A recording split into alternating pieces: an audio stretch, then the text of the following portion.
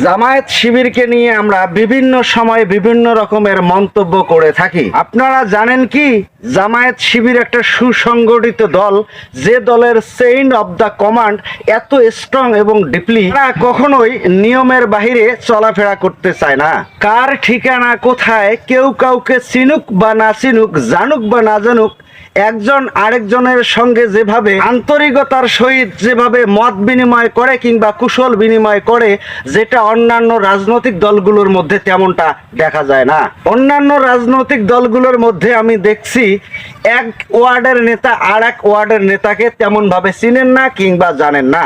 সুতরাং সেই সমস্ত রাজনৈতিক নেতাদের বলবো, আপনারা জামায়াতের কাছ থেকে অন্তত এই শিক্ষাটুকু জেনে নিন কিংবা এই শিক্ষাটুকু গ্রহণ করেন যে নেতাদের সঙ্গে নেতাদের দেখা হলে কিভাবে আন্তরিকতার সহিত কুশল বিনিময় করতে হয়। অন্যান্য রাজনৈতিক দলগুলো জামায়াতের চরিত্রের সঙ্গে মিল না থাকার একটা বিশেষ কারণ আমি খুঁজে পেয়েছি। এদের মনে প্রচুর হিংসার জন্ম নেয় এবং মনের ভিতরে গহীনে লুকিয়ে থাকা প্রচুর পরিমাণ হিংসা লুকিয়ে থাকে। জামায়াতকে আপনারা যে ভাষায় যেমন মন্তব্য করেন না কেন, তাতে আমার কোনো আপত্তি নেই, আমার যায় আসে না।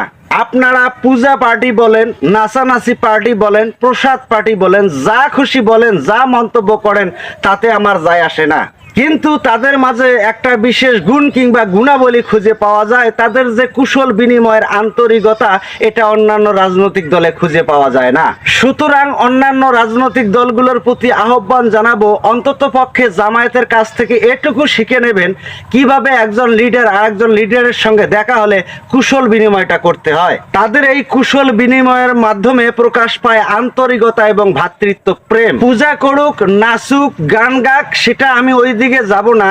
অন্তত পক্ষে তাদের কুশল বিনিময়টা কিভাবে করে কিংবা কিভাবে করতে হয় তাদের কাছ থেকে আমাদের শিখে নেওয়া উচিত। আমি জানি অন্যান্য রাজনৈতিক দলগুলো এই ভিডিওটা দেখলে অবশ্যই আমাকে নিশ্চিত ভুল বুঝবেন, এটা জেনেও আমার সত্য কথাগুলো সত্যভাবে ক্যামেরার সামনে তুলে ধরা। আমার কথাগুলো আপনারা যেভাবেই নেন না কেন, সেটা মুখ্য বিষয় নয়। মুখ্য বিষয়টা হচ্ছে যে আমি নিজের চোখে যা সদা সত্যি দেখেছি, সেটাই আজকে ক্যামেরার সামনে প্রকাশ করলাম।